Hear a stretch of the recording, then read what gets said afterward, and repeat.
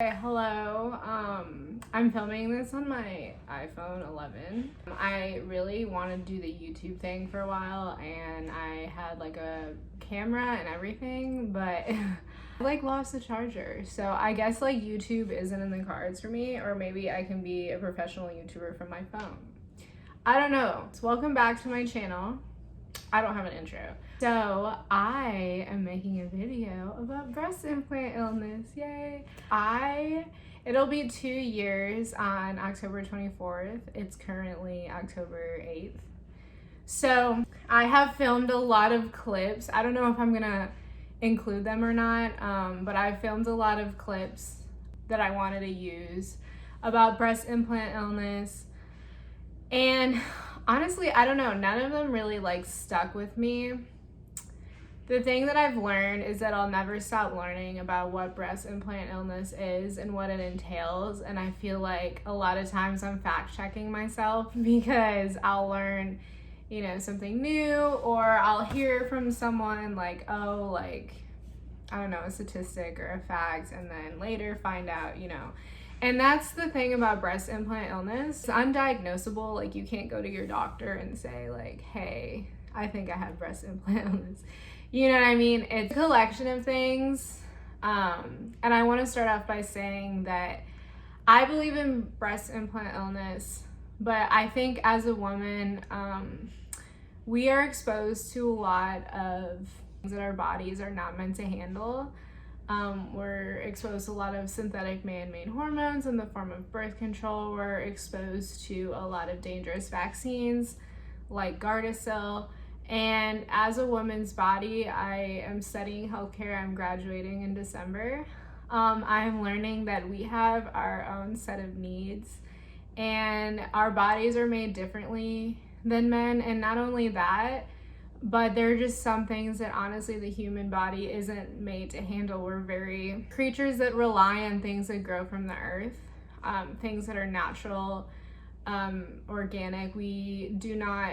Our immune systems don't respond well to man-made objects, man-made chemicals. And I'm a huge proponent of doing everything naturally, and I am planning to start my own practice of holistic health-based coaching after my master's program. Anyways, this is not what this video is about. But obviously I can get off topic really easily when I talk about health.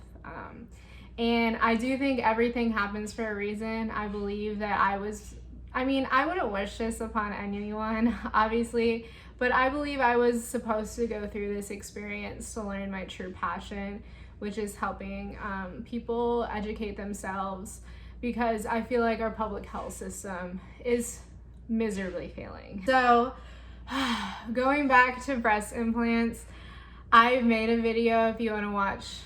I don't know if I'm gonna go as in detail as I did in the first video. I will link it down below. I was an interesting child / adolescent / until I was 18. I was very wild. I grew up in a very unstructured household, and I didn't really see the consequences of my actions. And honestly, I've struggled with body dysmorphia. I have struggled with eating disorders. I have always been super harsh on my appearance. With that being said, I was never really self-conscious about my boobs to the extent where it affected my life. I definitely think I knew that I had a smaller chest. I grew muscles where my boobs were supposed to be because I was very athletic and I was very thin. So naturally, I just never had breasts. Going into college, I did recover from my eating disorder. There was a period of time where I genuinely say I was the most confident that I had been my entire life with my body. However, in 2016, I started working at a luxury fitness facility, and I was surrounded by women with implants on a daily basis. And it was a very impressionable time in my life. And I believe that I'm easily persuaded. And so talking to the right people, I was convinced that I wanted breast implants. I had decided maybe 2 months prior. I was 19 at the time. And I didn't even think of the consequences. In 2016, breast implant illness was not something that it was a Google search away. There was a lot less information about breast implants that there is now. And I had no idea. Like, I put everything on care credit. Cost wasn't a factor for me. And I went under the knife. I'm really gonna try not to get emotional in this video. I wanna remain professional. I want this to be an educational resource for women and men. So anyways, so at the time I was in college full-time and I worked full-time. 6 months after getting my breast implants, I developed a lot of digestional distress. I do want to disclaim this by saying prior to implants, my only health concerns were I had a little bit of dysautonomia from my childhood, a little bit of adrenal fatigue, not enough to be noticeable symptomatic wise. And I have hyperflexible joints. I'm going through the EDS diagnosing stage right now. It's not really a priority, but anyways. So I was prone to getting dizzy and not being able to stand because of my joints were tired because of the hypermobility. But that was pretty much it. I did have a little bit of digestional distress, like I said, just from, growing up. I wasn't really in a health-centered household, so it wasn't really like I was just eating bad and my digestion wasn't the best. So at the 6-month mark, I developed serious digestional distress, not to go into detail, and I also was waking up periodically throughout the night, which was never a thing for me. And then progressing, I transferred schools and I joined a dance team. And growing up, I was a dancer. I never really had trouble keeping up in my high school dance team. However, in college, when I tried to be on a dance team, I definitely, days after performances and competitions, I felt like I was hungover.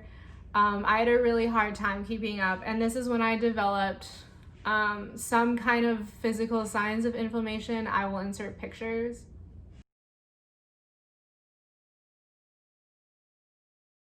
And I just continued about my life.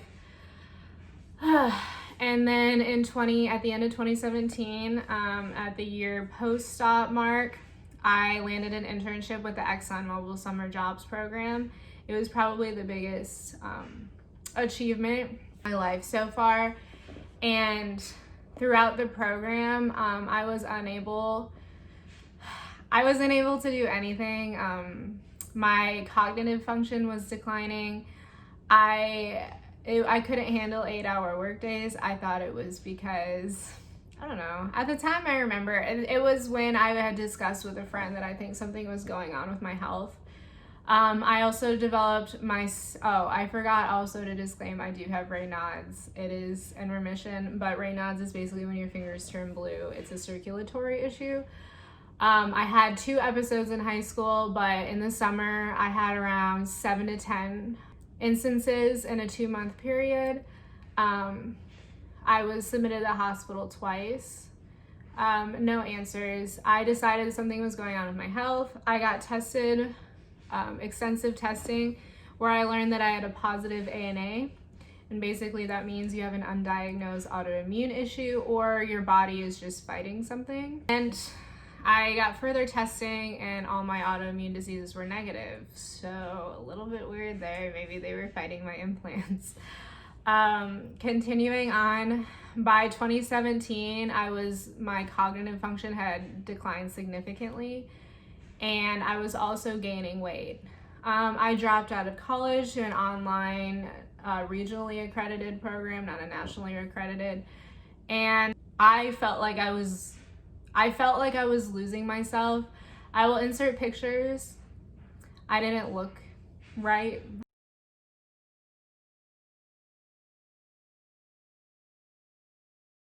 My body didn't look right. My face didn't look right. My hair felt weird. It was the most confusing time of my life. I was so depressed. I felt like my body and myself were separate entities. I hid this from everyone. I don't think I ever talked about it. Instead, I engaged in very risky and dangerous behaviors. And I was drinking every night. I was doing drugs. I was doing whatever I can to feel normal in my body. I was failing school. It was not a good time. At this time, I thought that it was hormonal related, and so I stopped my birth control implant I had at the time. I did lose some weight. I did feel a little bit normal, and I thought that was the answer. Continuing into the summer, things were a little bit normal. I still always felt like something was wrong. And I know it sounds so cliche, like, oh, you're just trying to sell us breast implant illness, but I can first-handedly tell you when something is going on with your body that's very significant and you do not realize what it is the hardest thing to explain and to have other people understand. And that was basically what I was going through.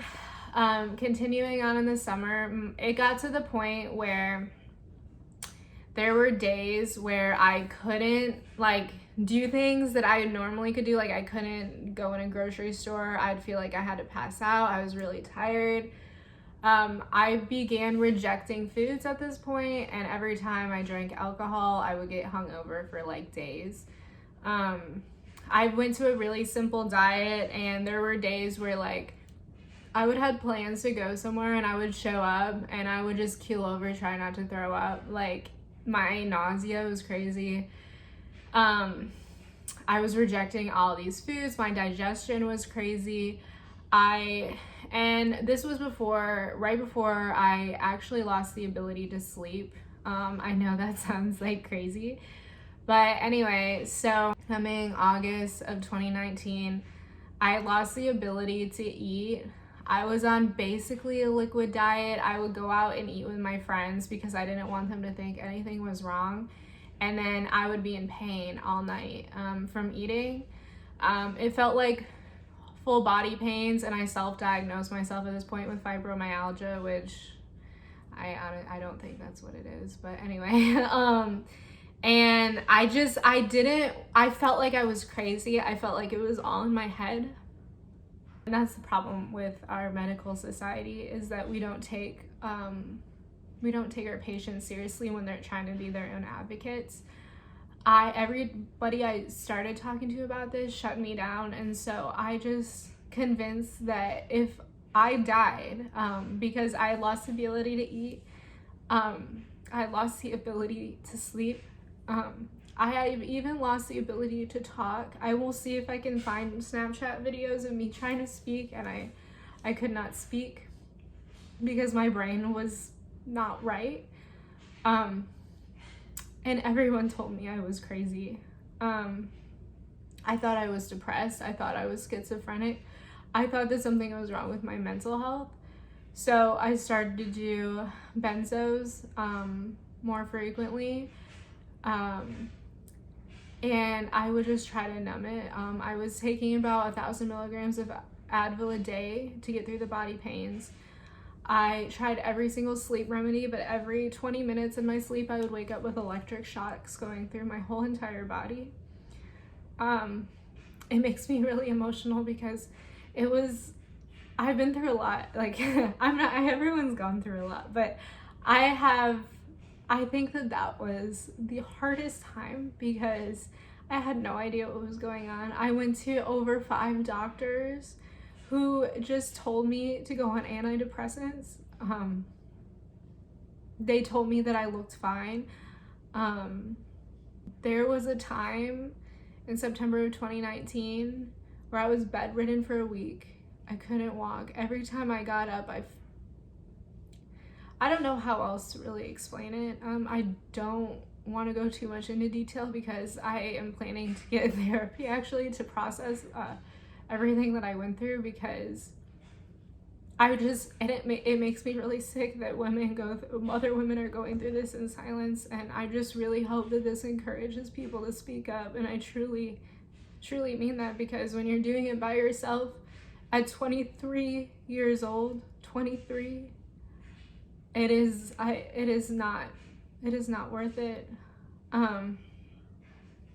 Something that I do want to discuss in this video is the mental health repercussions of implants.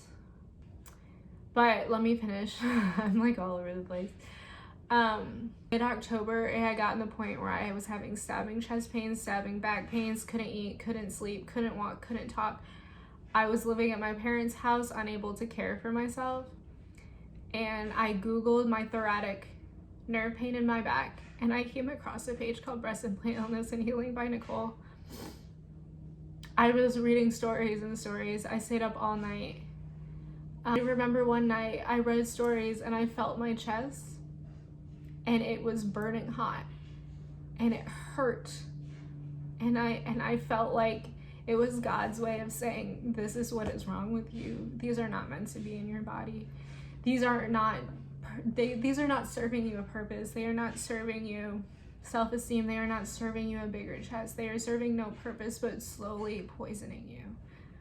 I had one consultation. I scheduled 5 days after my consultation, and I have never looked back. The day that I walked into surgery was the scariest day of my life. I literally had to be wheeled into surgery. I could not walk.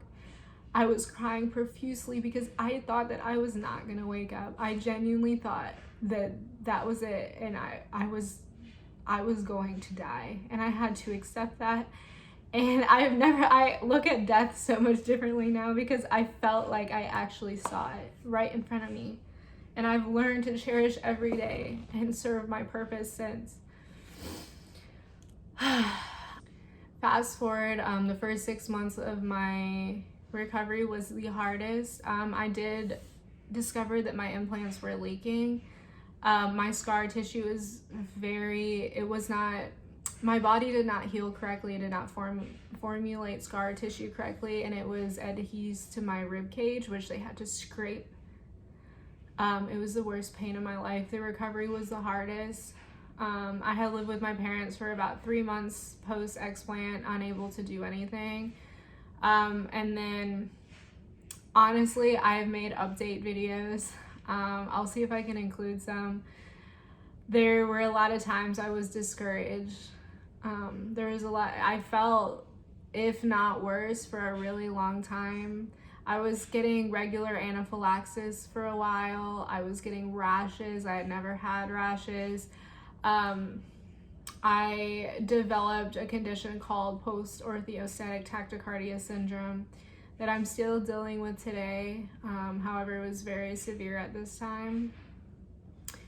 And it was very hard. I had no friends. I had really hard time maintaining relationships. I was not going out at all. I was getting groceries delivered. I was getting food pickup. I did not feel comfortable going places because I did not feel good enough to go places.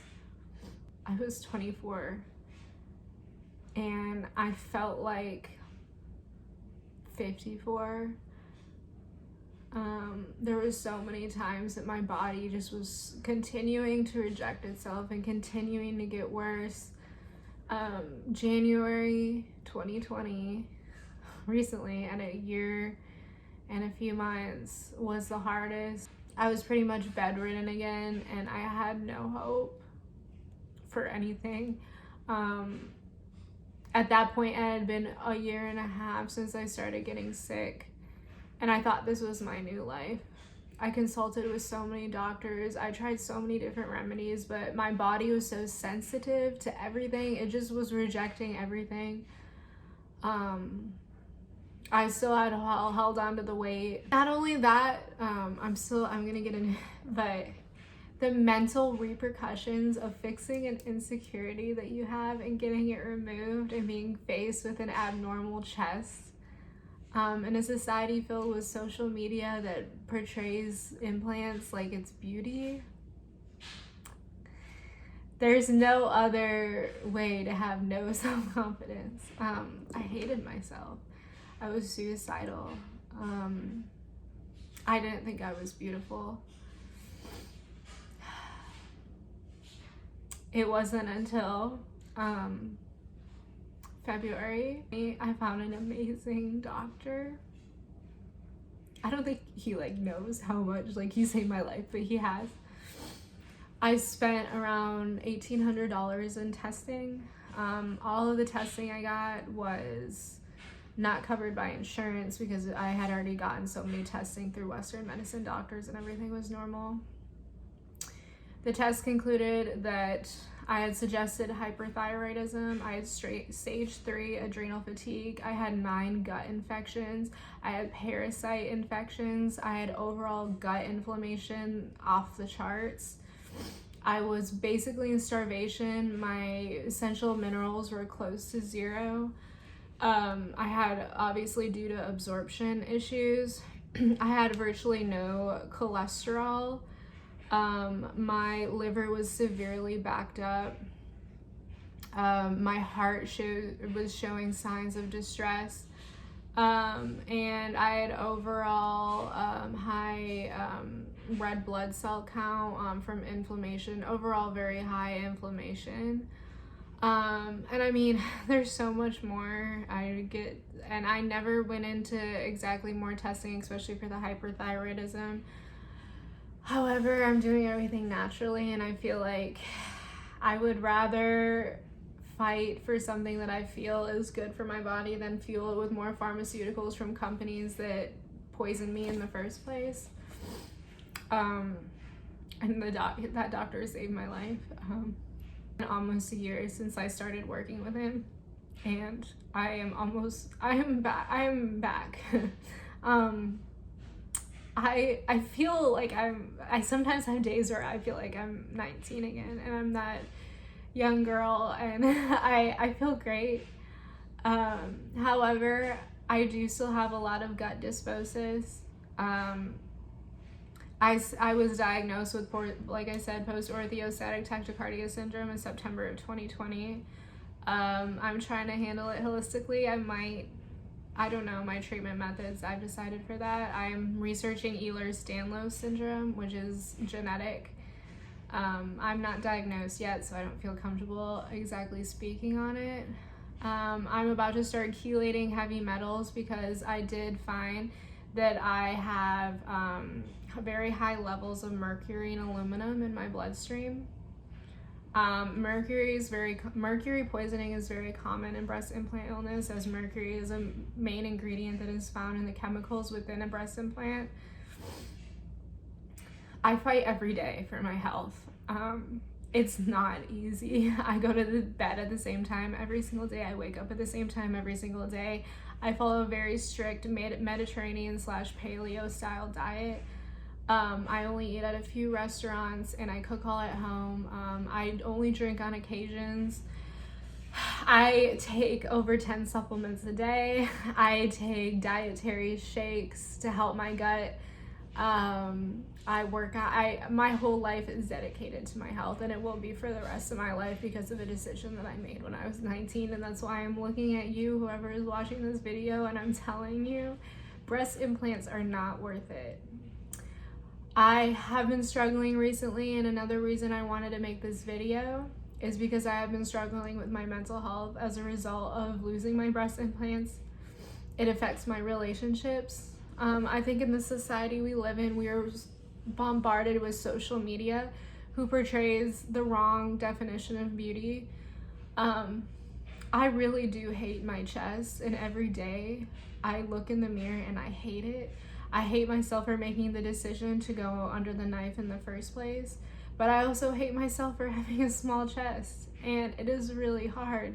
It is hard to be in a relationship when you compare yourself to all these girls who either naturally have breasts or augmentatively have breasts, and I am contemplating getting a fat transfer in the future. However, my BMI currently is too low to get the fat transfer that I'm looking for. It is not something I am proud of. But my mental health is struggling immensely because of my decision to get breast implants and have them removed. I have permanent scars on my chest that are around 4 inches long on each breast. They're very apparent. I have adhesions of my breast tissue to my rib cage that makes my breast look lopsided. And sometimes I do not feel like a woman with the chest that I have. And something that I am a firm proponent, I'm literally gonna get a tattoo or something, is do not fix what is not broken. I was fine just the way I was. I could have gotten a fat I could have done so much in the beginning. I didn't. And it is my mission to continue to educate women and men of the dangers of not only implants, but vaccines, synthetic man-made hormones, and a lot of things that the FDA regulates as safe. I've created a career based on my passion, and I fight every single day for my education and my career. I hope that when I die, I can successfully say that I changed the way that implants are given out to women, and at least have women be educated the way that I wish that I was educated when I was 19 years old. If anyone wants to talk to me, if you have breast implants and you're having any symptoms, I will list out other common breast implant illness symptoms. If you have a loved one or you are thinking about breast implants, please come talk to me. This is all I am passionate about and all I want to do with my life. And even though I live every day in constant comparison to women on social media and completely hating my body some days, I can say I will never look back. I will never get breast implants again. I will never consider getting breast implants again, and I will never wish upon someone else to get breast implants. Okay, and with that, I am concluding this video. Thank you for watching.